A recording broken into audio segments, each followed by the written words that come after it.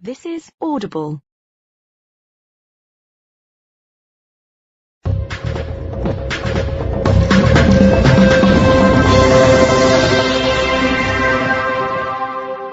Hello, welcome to number 6, the final episode in this season 2 of the Ricky Gervais Show with me, Ricky Gervais, Stephen Merchant, hello, and Karl Pilkington. Alright.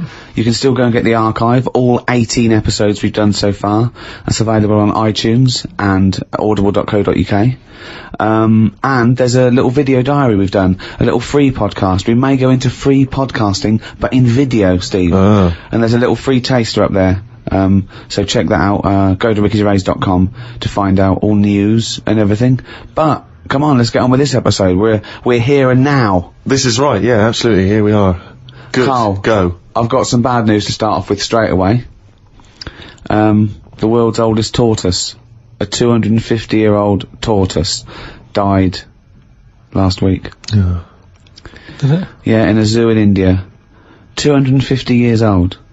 So would that have had that thing that they say about how you get a flashback of your life? You mean your life flashes before your eyes? Yeah, they say, don't they? Just like on your last breath or whatever. You like see you coming out of the womb and everything. Well, one, I don't believe that's true. I don't believe your life flashes before you. I don't know what evidence we've got. People who die say, you never guess what's happening. No, but there's loads of things that have happened where people go, oh, that's weird. That goes to show that we've been around before, or no, it doesn't. There's none. I have no evidence for that. Well, I told you that time when it happened to me when I was younger. Go on. Your life flashed before your eyes? Well, it wasn't like a flashback, but it was close. It's the next thing next to flashbacks. It was I was having a bath, right, and my mum had like run the bath and that, and she said, "Is that too warm?" And I said something like, "No, it's all right. It's a lot better than when I used to have a bath in that wooden bath in front of the fire." Okay. And she was like, "What?" And I said, it happened years ago. And she was a bit like, "Oh."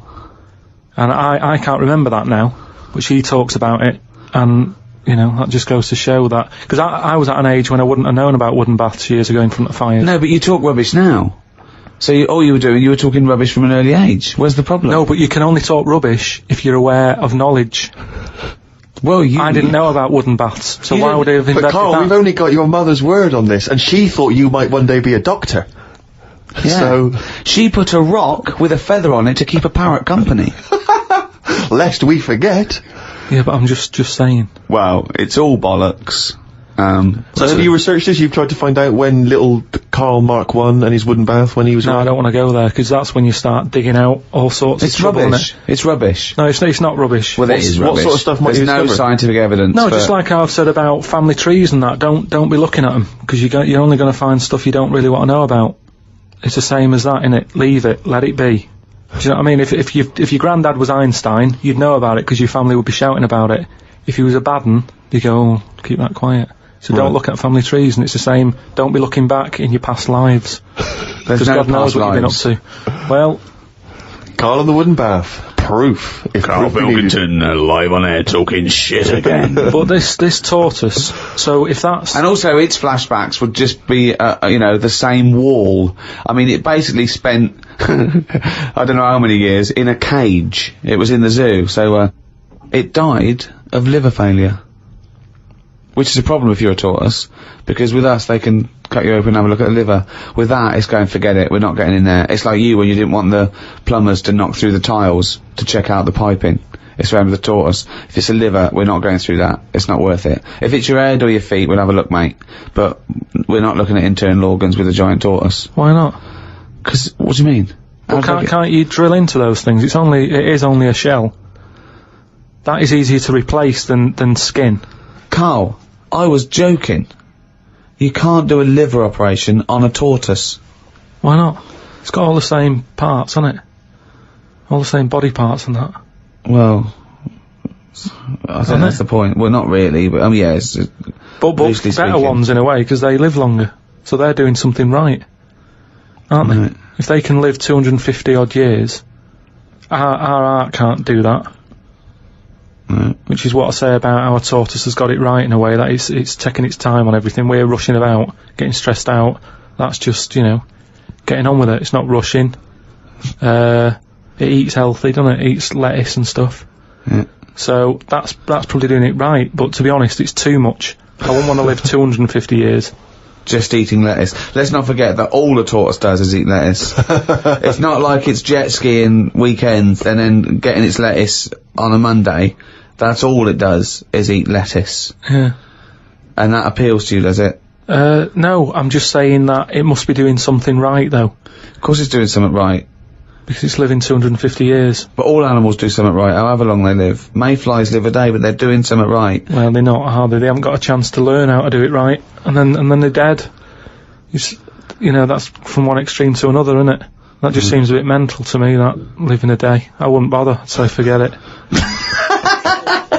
Could you be bothered? You don't, just as you get to know someone. Yeah, another mayfly. Yeah, but I'm just saying, if we had that, if that's how we lived our lives, you wouldn't have a chance to make a mark or anything, would you? It's just... Would you try and pack a lot in that day? Disneyland, whatever? No, I'd prefer to make it miserable, so I don't miss it. If you know what I mean.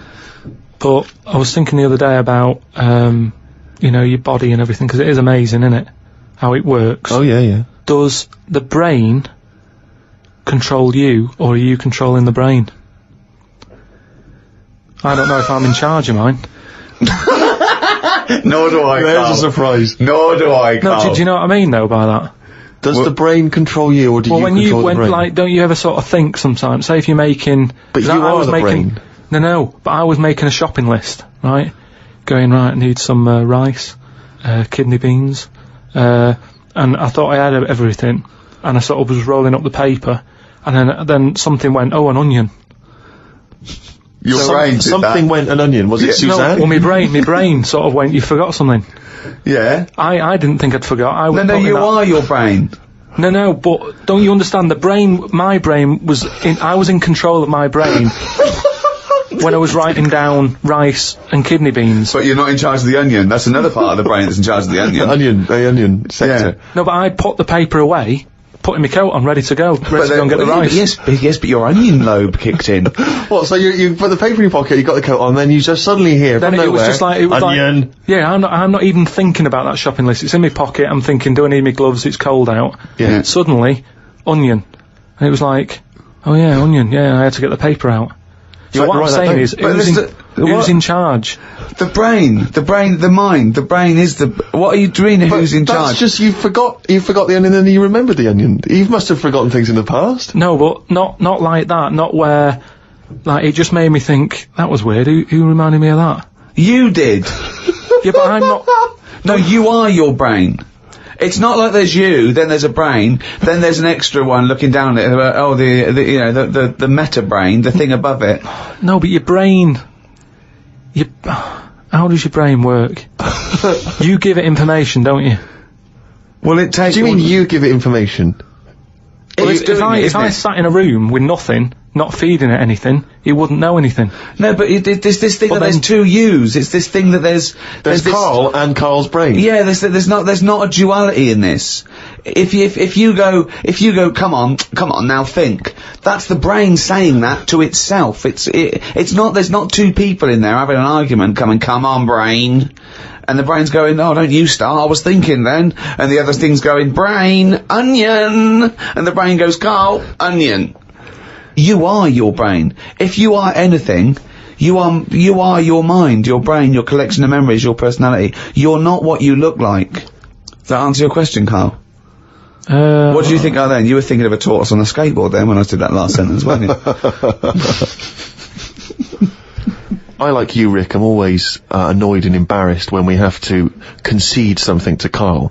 And it seems though each week I look on the emails that we've got, and once again someone has found some evidence to support some of the nonsense that Carl has come out with. Now, you may remember we were talking about his concept of putting a giant mirror on the moon, because why should we have to go into space? Then we could just look up at the moon and we'd see the Earth reflected back at us, and we'd think, that's the Earth. Isn't it great? I can't see myself backing down on how ludicrous this is. No, indeed. Although also, someone, I think they're really being very picky. They were picking you up on a technical point because I think one of your criticisms was the idea that the moon is moving and thus the mirror would, be absent from view for some time.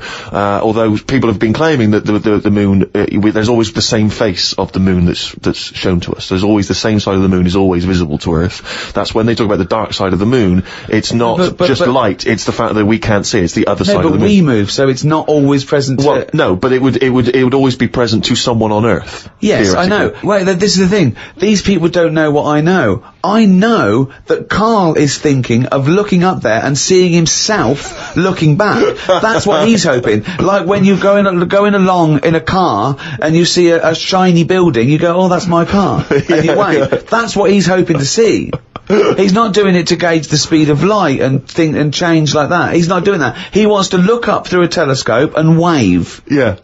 That's what they don't realise. I know what he's thinking. Do you want to respond, Karl? He's got the problem with the moon is. Here's a statement. The problem with the moon is ... Yeah. The problem with the Earth is there's too much water. Yeah. No, the moon. It's been around ages, hasn't it? Yeah. But it's got no history. It's got nothing to show for it. Just a load of old rocks and stuff. Yeah. And for me, history is created by stuff happening on it.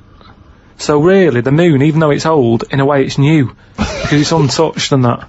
But we don't go to the moon to visit museums or arcades. No, but say like Henry VIII, right? You watch Antiques Roadshow or whatever, and some woman goes, "Oh, this plate you've got, this was Henry VIII's." And as you can see the knife marks on it. Oh look, there's some chicken on it, right? And you go, "Oh God, yeah, that's amazing." Then someone goes in and goes, "Here's a plate of Henry VIII's, but it hasn't been used, it's still in the box." You'd go, "Well, it's not as good, that." It's got no history. No, because very often on the Antiques Roadshow, they have Henry VIII's plate with a bit of chicken on it. They kept that. Don't throw that away. Why? Arthur Negus are like that in a few hundred years' time. No, but do you understand what I'm saying? Things are only good if stuff's happened on it. The moon, you're up there, you're having a look, you're going, no one else has even been here. But you go to the moon for research purposes, for scientific research. There, Steve. What do you mean there's nothing there? They're examining the soil and the environment and the air. It's just a long way to go. Well, they're not doing that, are they? They're just not doing that. Well, they're not, are they? Because last time they went up, they were playing golf or something. There's golf balls up there that they've been whacking about. What sort of research is that? That's what I'm saying. There's nothing up there, so why else would you go all that way and go, "Oh, nothing here. Fancy a knockabout?" Why are they knocking golf balls about if there's really important stuff to look at? You don't see people in museums going, "Fancy having a knock some golf balls about?" No, I'm looking at this vase. Oh, right, that's interesting. But on the moon, nothing. Nothing to look at. What other games have you brought? That's what I mean.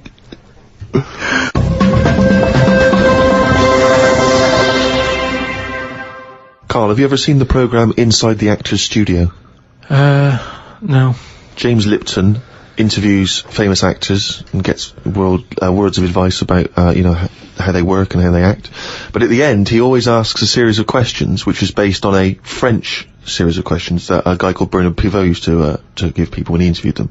So I'm going to ask you some of these questions. Many people will be familiar with them. It's just interesting to see what your response is. And, answer them quickly. You don't have to think about them too much.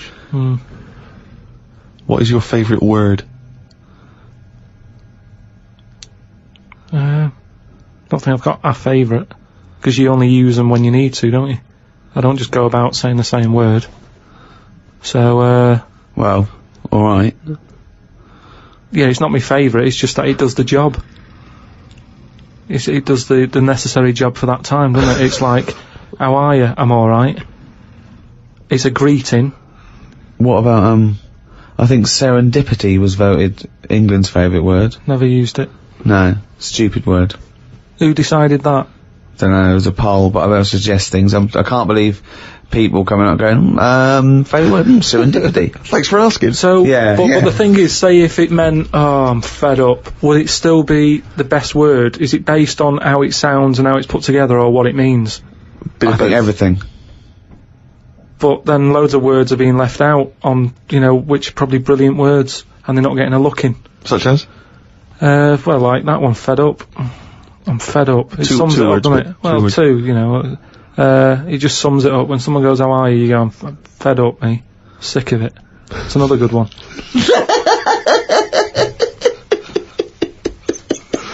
Oh, we're getting somewhere. Come on, some of your other favourites, right? I've had enough. It's just all stuff. These aren't words, they're phrases. They're all negative, they're all whinging. These aren't words. What's your favourite thing? My favourite thing to do is moan. Yeah. That would be well, it's not one word, it's loads of words. Fed up, sick of it. That's enough. Jeez. Whinge should be your favourite word. Yeah. Whinge is a good word. I like NGEs. Lozenge, whinge, flange. Yeah. What is your least favourite word? It might be serendipity. That would be up there for me. I tell you what, that would be up there for me. Probably like French words that have made it into the English thing. Blancmange. Just. There's an unge there. So, you know. How could you dislike it? How could you dislike a blancmange? But just, as if we haven't got enough words in our books. Go on. Because I was thinking about, Go on. alphabet, right? Why have we got that many? When other countries get by without that many letters in it. We got more words than any other language as well. But that's because we got more letters. Well, I don't know. So if we've created a headache, I reckon you could at least half it. Well, you probably could half it. Well, you only use about half a dozen of them. No, but stuff like an X, you look at words that have got X in, and they're always words that you go, what does that mean? How's someone come up with that? That's how it comes across to me, and there's loads of big words. It's like dinosaur names. It's like, well, look, nobody was about when they were knocking about, so let's let's make up some names for them using the letters that hardly get used. They've all got Y's and X's in them. Yeah, they have. Yeah. That's what I'm saying. It's like, well, let's use it for that. Yeah. So you just, it's not so much what is your least favourite word, you just don't really like most of the words. Just cut down the words. Stop adding new words. I get by, I don't know how many words there are in the world, but I reckon I hardly use any of them. Well, I'll tell you what, this year's word must be podcast. Yeah, but that'll be in the dictionary, and but it's made up, innit? It wasn't here before, it's just another one. This is what I'm saying about... But what else would you call this? You know, there is a new concept called podcasting. That is a podcast. But it's also a broadcast. We had a word for it. It's still a broadcast. Yeah, but they go, oh, you're a broadcaster. Oh, what radio station? No, I don't work on a radio station. I do a radio show, but I don't understand. Well, I do a radio show and I upload on. I don't understand. It's called a podcast. Done. Here's another idea. Go on. Add a new one. Get rid of an old one. Last one in, first one out, or whatever. Do it that way. That's a good way. What would you get rid of then? So we've brought in podcast this year, but what word would you lose? Well, what's the name? Those birds that died out. Dodos. Get rid of it. If the bird's gone, the word can, surely. It's almost profound. Oh, it's amazing. It's great. Oh, God. What turns you on, creatively, spiritually, or emotionally? Learning. That's a nice answer. Yeah. Excellent. Will you say that? Yeah, but everything you teach me, I take it in. It's just that sometimes I go, I don't get it. But that still counts as far as I'm concerned. Well, no, it doesn't. Learning is, knowledge is, there must be some sort of retention. You can't say I've got a great memory for a second. You can't say that. It has to stay there. And then knowledge has to be, applied. You can't just have all this knowledge that isn't applicable because it's useless. I mean, trivia is useless to a large extent. It's not real knowledge because it doesn't really help you in, practically. No, but there's a lot of that going on. You're always reading stuff that you go, I've just read that. It's got me thinking for a minute. It's not going to help me in any way, but it gets a reaction, doesn't it? Well, that's good, yeah. That's what art does, and yeah, sometimes education's good for its sake if it really does inflame, but then sometimes, like I've said before, you can know too much where it gets you down. Go on. I just was reading something about an octopus. That's like a killer octopus. And it annoyed me that this was knocking about now. Because I didn't know, I thought they were quite friendly. Whenever you see them in cartoons and that, they're always happy, aren't they? And then suddenly, like, they've sort of brought the whole sort of creature down. Do you know what I mean? No, what do you mean? Well, just you know, when you see them in films, they're running about and that, and everybody likes an octopus. But this one that's on it was your fault really, because you told me about that frog that's going about killing people. No, I didn't say that. So I looked it up on the internet at like other creatures and stuff, and .com. there's some octopus that's in the sea, and what it does, you don't even have to like threaten it. It just spits in the water, and if that stuff gets on you, does you in. Again, So in a way it's good knowledge, because I mean I don't go in the sea anyway because it's full of stuff like that, but that's just reassured me that I'm doing the right thing.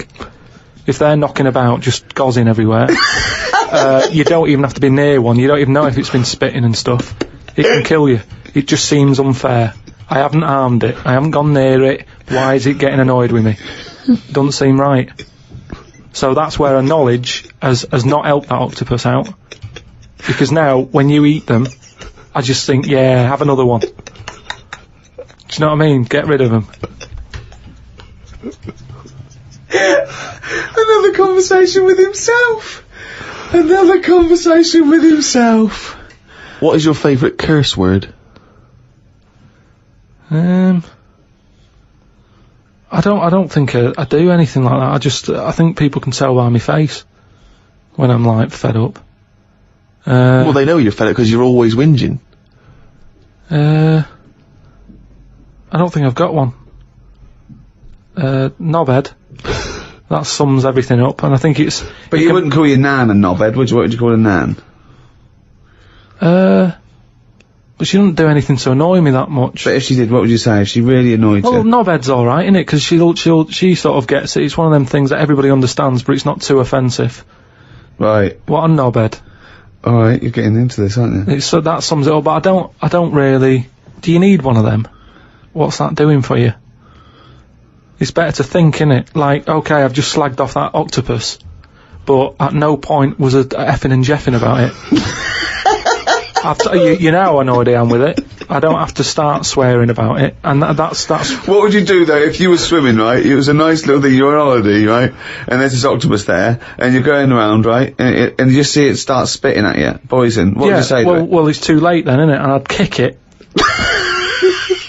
And I'd say, knobhead. I would, but what's the point? What's the point in getting annoyed now? Because it's done its stuff, hasn't it? He's kicking and calling it knobhead under the water. What is this octopus thinking? Oh God! Oh, okay, you fucking eight-legged shit. I'm not bothered. I don't know what you're saying. Fucking cunt of a mollusk. I'll just spit at you again. It's not bothered. You slimy little fucking boneless wanker. This is why the face. Are you still talking to the octopus?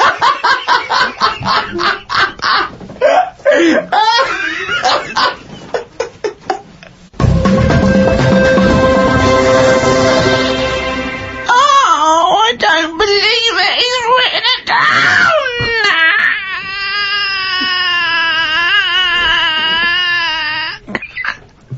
That's downloadable as a ringtone. And it's also the jingle for Karl's diary. Just reading excerpts of Karl's diary. Went home and looked up Freud on the internet. Didn't find him that interesting, so looked at some other philosophers instead. Socrates, Aristotle. Why have you just listed some philosophers? Just to show that I'm learning. Well, that's not learning. That's just learning their names. That's a list. You might as well write 1 to 100. Yeah, but if someone says, "Oh, what's your favourite philosopher?" I'll go, "Hang on a minute," and I've got them written down. But why you can't just Wait a pick minute, one? I'll go home, get my enormous diary out. Yeah. Get a wheelbarrow, bring in my workings, and say one of the names I've written down. And when they say, well, why do you like him? Yeah, why do you like just run away. Well, I noticed you put Socrates first. Why is he your favourite philosopher? You throw the diary at them and leg it.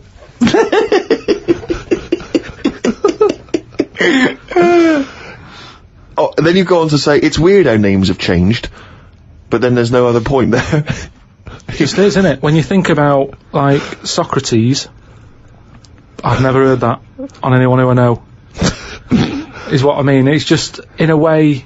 But you're not Greek, are you? But how did that go about back then? I mean, say if you were phoning someone up and they said, I'm booking a table for 2, they go, name? Socrates. Did he ever go, cheers? Without going, can you spell that for me? But I don't know what point you're making. I'm just saying it's a name that's awkward. You're always going to have to go, can you spell that for me? You go, and it's not just him. Look at all them other names that are on that list. But they're from a different country. And a different era. Yeah, I know, but the names, I've been to Rome and stuff, and you sort of go... Well, ancient Rome. Just Rome. It hasn't changed, has it? Rome, so it can be ancient Rome or Rome in 2006. It's the same buildings. Oh, I used to love Nero going around in his Fiat Punto. Lao Tzu from years ago came up with some good stuff. 1, he who knows does not speak. He who speaks does not know. Not entirely true. To lead people, walk behind them. Yeah. And of course, the journey of 1,000 miles begins with 1 step. Yeah, did that. Just favourites. Maybe this is why people are at the start line spectating at the Commonwealth Games.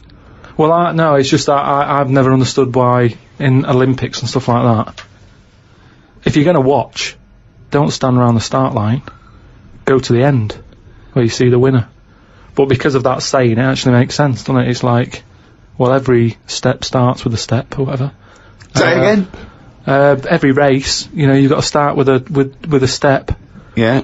So, Which is, who am I talking to now? You or your brain? Well, I was thinking about it a bit, so I think I was in control of it a bit more. So, and what have you come up with? Just, if you want to stay at the start line, do. What does that mean? I'm just saying, if you're into, I wouldn't watch a race, right? Okay. But Is this you or your brain I'm talking to now? This is me. Okay. I wouldn't watch. Are you gonna bring the brain into it, or is it? There's no. I don't know. Let's just see what happens. Okay. But all I'm saying is, Right. if I was to watch a race, Yeah. I wouldn't hang about the start line because. Well, you said you would. What did I? Yeah, you said that's the place to start because every race starts with a step. No, but I wouldn't normally. Right. I won't watch any The race. brain definitely hasn't been used No, yet. is this you or your brain you're talking about now? I'm just saying about me. If I was on holiday Yeah. and Suzanne said there's a race going on down the road, Yeah. I'd go, well, let's go, keep going down the road and stand at the finish line. Okay, but now what have you according to got? Lazoo, Yeah. I'd say, well, hang on a minute. Every race starts with a single step. Yeah. How many people around the start line? Is there more room there? She goes, yeah. I'll go, let's go there then. It's less busy. Right. And what would you see there then? I'd see people starting the race, but I wouldn't be that impressed with them because I'd go, well, I don't know if any of these are any good. So would you start at the start or the end then? If it was down to me, I'd just probably stay at the finish line. Okay. So you wouldn't want to see the first step then. So what Not do you think of Lazoo now then? It's not what, but I wrote down 3 of his. That one isn't my favourite. That was the 3rd. I preferred the leading people from behind. Okay. And what would you do to lead someone now then? Well, if you're behind, you don't have to take responsibility, do you? You can go, well, I didn't send you here. You went there. That's not really leading them, though, is it? Yeah, because I've made them think. I've gone, they go, oh, I've just walked into a big hole. I'd go, oh, you should have been looking where you're going. I haven't led them in that hole, but they've learnt a lesson. They won't go in a hole again. That was one of the greatest conversations I've ever been a part of. I mean, that was incredible. Never mind Aristotle and Socrates. That was incredible, that. If someone's out there, could they make a transcript of that? Because I think that, in 1,000 years' time, that'd be amazing. That was incredible, Carl. And not once was the brain used. Rockbuster! That's the jingle there for Rockbusters, the one of the most hated quizzes in the history of mankind. Joking, aren't you? The people loathe it. I'm loving it. It's the last one anyway, so just get over, just do the answers. Hold on, we can't do another one though, because we can't give the answers out, so this just... Yeah, this is the last one. It's just the answers for last week for people who are doing it. Okay, well, small mercies. The first one that I gave you last week was, the initials were CK, right? Yeah. The clue was, do you know the songs that you sing at Christmas? Yeah. That bloke over there is the best at singing them. So what the songs you do? Carol King. Carol King, Right, yeah. well That works. done, yeah. That works. Fairly Right. well done. The second one, MG. I told the homosexual man that the grape tree was mine. Right? MG. Gay. Yeah. Marvin Gaye, obviously. Marvin Gaye, But how do you get to Hold on, Marvin? What's it? That's my vine, isn't it? That, I told you. My Vine Gay? Yeah. My Vine. Yeah. And the last one, My Vine Gay. That's shocking. It's the last one, it was, shit. the last one, the initial was S. I said, I asked you if you believe in Father Christmas, what would you say? What's the name for Father Christmas? Santa Claus. Right, so if I said to you, do you believe in Father Christmas, you'd sort of go, No. yeah, but what's his name again? Santa. Right, so what would you do? You'd go, oh, Santa. No, I don't. No. That's it, that's what you do there. You go, Santa, nah. Santa, nah. Santana. So that was the last one. Well done to Bob in Yorkshire. Got all three of them right. You'll get a little signed picture. Oh, well, that's it. That's the end of season 2, Ricky Gervais Show. We're back soon. Check out rickygervais.com for information and upcoming news. There's a free video cast we're doing. We're also bringing out a book of the podcast. Yeah, that'll have a lot of the best conversations we've had with Karl, and I think there have been some of them in this show. And Karl has illustrated all his points and his memories that he thinks that's proof, pictorial evidence. So, I mean, it is the ramblings of a maniac, but you can pre-order that on Amazon. Well, thanks very much. It's goodbye from me, Ricky Gervais, Stephen Merchant, Bye, and Karl Pilkington.